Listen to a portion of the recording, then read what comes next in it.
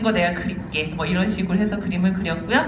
그다음에 모네는 저렇게 아르장떼유 근처에서 이제 살 때 양귀비밭을 그림을 그리게 되는데요. 노르망디 지역이 굉장히 이런 식의 이건 키우는 양귀비밭이 아니라 정말 그냥 들판이에요. 야생 들판의 모습을 그림을 그리는데 이 작품이 굉장히 재밌는 것이 있습니다. 이건요, 시공간이 뒤틀어져 있어요. 이렇게 말하면 되게 거창한 것 같지만 뭐냐면요, 여기에 지금 우선 앞에 보면은 여성과 아이가 있죠? 이게 첫째 부인이 까미오와 아들이 장입니다. 첫째 아들이 장인데 여기 보면 이 강둑 위에 또 있어요. 그쵸? 네, 같은 사람이에요. 그래서 모네는 이 작품을 그릴 때 우선은 굉장히 좋은 아버지였어요. 우리가 가족끼리 소풍 나가면 당연히 가족을 찍어줄 거 아니에요. 그런 식으로 그림을 그리지만 철저히 예술가였습니다. 그래서 자기의 구성에 맞게끔 이제 2번 등장하게 하고요. 그 다음에 실제 자기 가족을 진짜 그리고 싶은 거였으면 사랑스러운 부인과 아들의 모습을 더 자세히 그렸겠죠? 근데 그거보다는 사람이 있는 것, 그것이 더 중요했던 사람입니다. 그래서 굉장히 모네는 어떻게 보면 자신의 예술 세계를 위해서 되게 더 집중을 했었던 사람입니다. 그러다가 이제 첫 번째 전시를 하게 됐고요. 재밌는 것은 우연이기도 했지만 인상주의 첫 번째 전시는 사진가 나다르라고 하는 이 나다르가 가운데 나다르가 찍은 여배우 사라 베르나르의 사진이고요. 사진가 나다르가 갖고 있었던 스튜디오예요. 카푸슈대로에 있는 스튜디오고 지금도 건물은 있습니다. 물론 사유지라서 들어가 볼 수는 없는데 여기에서 첫 전시를 이제 하게 됩니다. 그래서 사진가 인상주의는 뗄래야 뗄 수 없다는 것을 이제 아실 수 있고요. 그래서 이제 첫 번째 전시를 하는데 이 르로이라고 하는 사람이 르샤리바리지에다가 이 작품에 대한 비판을 하면서 처음으로 이 이야기를 합니다. 정말 인상이다. 이 작품들은 다 인상이고 벽지보다도 못하다라고 얘기를 하면서 이런 인상주의자들 같으니라고 하면서 비판을 합니다. 그런데 되게 재밌는 것이요. 제가 르로이가 혹시 또 다른 뭐 훌륭한 일을 했을까 싶어서 구글링을 해봤어요. 그랬더니 이 사람이 이렇게 구글에 보면요, 인물의 뭐 생애 업적 이런 게 있는데 그 업적 부분이 굉장히 대단한 것이 뭐냐면요, 딱 한 줄 하나가 있어요. 업적이. 인상주의란 말을 만들었다. 그거 하나가 업적인 거예요. 근데 이 사람은 굉장히 비판을 했었음에도 불구하고 역사적으로 굉장히 큰 역할을 했었던 사람이라고 볼 수 있습니다. 하지만 여전히 모네는 굉장히 무명의 화가였어요. 그래가지고 경제적인 부분에서도 많이 힘들어지게 되는데요. 그때 그렸던 것이 여러분 잘 아는 생라자르 역 연작입니다. 근데 왜 모네가 생라자르 역을 그림을 그리게 됐냐면 아까 마네의 생각을 연결을 받았기 때문이에요. 마네가 그 당시에 파리의 모습을 그림으로 그리고 싶었고 그때 사회생활을 그림으로 그리고 싶었는데 모네가 보다 보니까 항상 이제 노르망디 지역을 가려면 생라자르 역을 지나가야 돼요. 지금도 생라자르 역은 굉장히 많은 기차가 왔다 갔다 거리고 떼제베 아시죠? 네, 떼제베가 왔다 갔다 하고 사람들이 노르망디 지역을 가려면 생라자르 역을 통해서 가야 합니다. 그래서 생라자르 역을 자기가 왔다 갔다 하다 보니까 여기에서 이 기차, 증기기관차 런던에 갔을 때 되게 기대를 많이 했어요. 이렇게 안개가 낀 빅벤을 봐야지. 근데 제가 너무 여행 운이 좋아가지고 정말 드물게 런던에서 해가 쨍쨍한 거죠.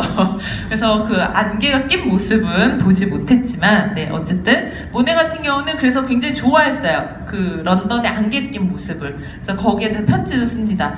부인에게 오늘 아침에 일어났더니 제가 하늘이 노래 보여 막 이러면서 너무 좋아해요. 오늘은 분홍색이야 막 이러면서. 근데 누가 빅벤을 보면서 분홍색이라고 생각을 하겠어요. 근데 모네는 그런 쪽으로만 계속 집중을 했다라고 하는 거죠. 그래서 모네는 말년에 여러분들이 너무나 잘 알다시피 제가 또 아까 약간 얘기를 했지만 오랫동안 살면서 거의 86세까지 살았거든요. 그러니까 당시로 보면 거의 요즘 100세에 해당하는 거고요. 그리고 말년에 한 30-40년 정도는 지베르니라는 곳에 삽니다. 그래서 그 생라자르 역에서 지금도 가려면 생라자르 역에서 기차를 타고 가서요. 그 근처 마을에 내려가지고 거기서 지베르니까지 가는 셔틀버스가 항상 있어요. 버스를 타고 들어가게 되는 건데요. 저는 이제 여행 나름 이제 책을 쓰는 목적이었으니까 가서 하루 잤어요. 잤는데 정말 신기하더라고요. 지베르니가 작은 농촌 마을이었어요. 원래가. 지금도 사실 그런데 거기에 여기에 이제 모네 파운데이션이 이제 생기게 된 거죠. 모네 생가가 이제 생기게 되면서 그래서요 모네 파운데이션 문이 열 때 사람이 막 많아지고요. 하루 종일 많다가 문을 딱 닫으면 조용해집니다. 마을 자체가 굉장히 그 모네로 시작해서 모네로 끝나는 듯한 그런 농촌 마을이에요. 그리고 근처는 다 농촌의 어떤 밀밭이고 그렇게 되어 있고요. 그래서 이 모네 집이 보면요 재밌는 것이 정말 분홍색이에요. 벽이 예, 분홍색이고 앞에 이렇게 정원이 있습니다. 그래서 네. 그래서 그다음 모네 그 안에 보면은 이렇게 제1 작업실이라 그래서 안에 있는 1층에 이제 큰 공간에 작업실이 하나 있고 이 작업실도 보면 이제 작품이 굉장히 많이 있는데 이 작품은 지금 모조품이고요. 진품은 다 그 미술관에 가 있긴 한데 모네는 나중에 돈도 많이 벌었기 때문에 컬렉터의 역할도 했었고요. 그 다음에 여기 제가 굉장히 인상 깊어서 이걸 찍어왔는데 제가 아까 미식가라 그랬죠.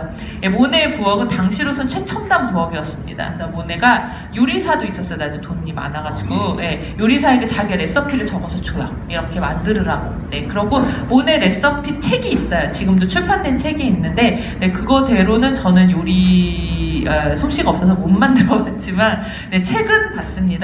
보면은 굉장히 그 모네가 하나하나까지 향신료 뭐 쓰는 것까지 관심이 많았다라는 걸 알 수가 있고요.